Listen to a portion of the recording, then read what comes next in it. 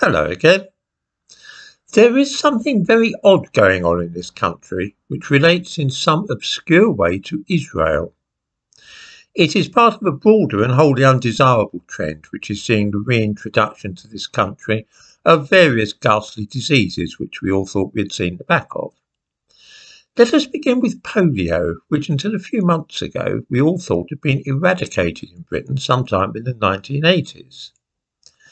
There is something strange going on here because for some reason the current polio outbreak appears to be connected with Israel. What the mechanism at work is, I cannot guess. I suppose that I have in the past made my position about Israel so clear that nobody will impute any of what I'm about to say to anti-Semitism. I don't think that most viewers who have watched this channel would think that I am likely to be spreading anti-Semitic conspiracy theories. I'm not. I'm simply reporting the facts. Since February, the polio virus has been detected in the Beckton sewage plant in East London. They kept quiet about it until it became obvious that polio had become re-established in many parts of London, and then a campaign was launched to encourage boosters for polio vaccinations. How widespread is the disease now? Well, in the description to this video, I give a link to both the government website and also an independent report published a few weeks ago. And the situation is looking increasingly grim. Allow me to quote, "Based on this sampling, poliovirus is considered present in sub-areas of the Beckton plant, covering all or parts of Barnet, Brent, Camden, Enfield, Hackney, Harringay, Islington and Waltham Forest.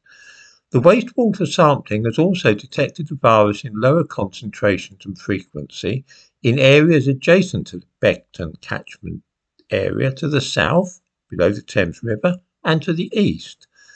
The level of PV2 found and the high genetic diversity among the PV2 isolates suggests poliovirus transmission in separate networks of individuals in these boroughs and possibly in some other surrounding areas. The pattern is inconsistent with virus shedding by one or two individuals." We can sum this up by saying that polio is all over East and North London and that it is now spreading across the Thames and also into Essex. The alarming thing is that nobody seems to know what is causing this epidemic.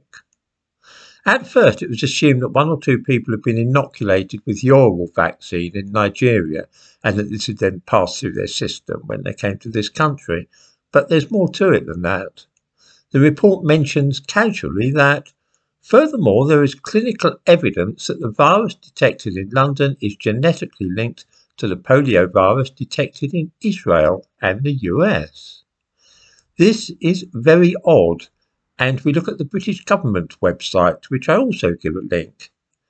It outlines briefly the nature of the outbreak and tells readers that for more information about the vaccines, you can read the leaflet in English, Yiddish and other languages. Well, why the specific mention of Yiddish, which is, of course, it's a language based on Middle High German, and it is spoken exclusively by Orthodox people, Orthodox Jewish communities in places like Stamford Hill in London Borough of Hackney. We then read a timeline of polio vaccination. This, remember, is on the government website. The last three items are 1984, last natural case of polio in the UK. 2003, Europe declared polio free.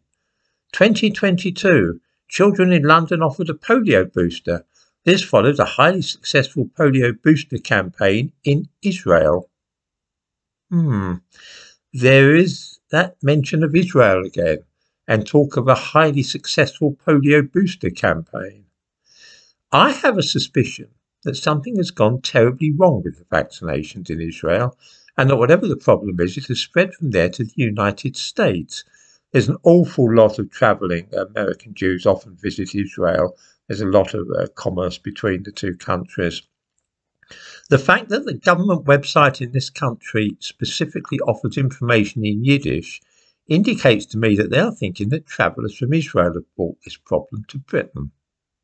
Turning once again to the boroughs affected in London, we see, of course, the most crowded boroughs and those with high concentration of immigrants, but we also see Barnet, the London borough of Barnet, that is. What do we find in Barnet? Is there any community that we find there in particular?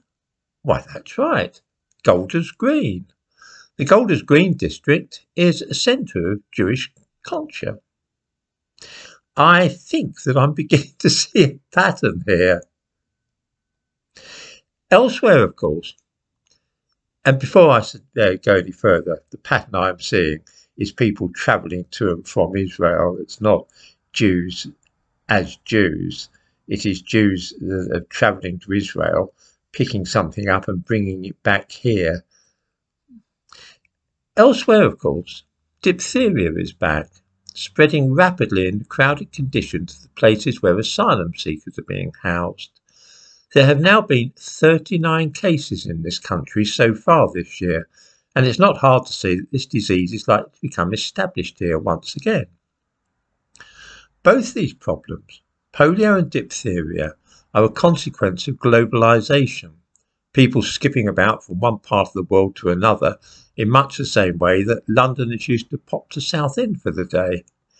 International travel is a feature of our times and brings with it problems like this. Short of closing our borders and forbidding people to enter or leave the country, I don't think there's very much that can be done about it now.